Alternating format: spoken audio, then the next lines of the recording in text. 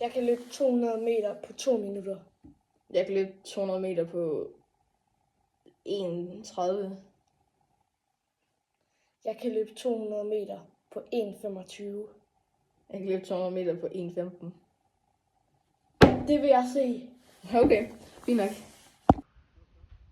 Okay, vi skal se om Hector kan løbe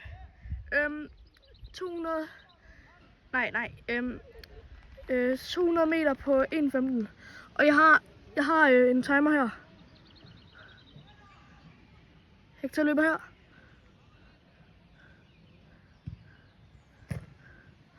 Timeren er her. Okay, det er let for ham. Måske var det ikke så svært, som vi troede. Hector kommer. Og vi stopper timeren. Hector gjorde det altså på 34 sekunder. Det var meget let for Hector. Ja.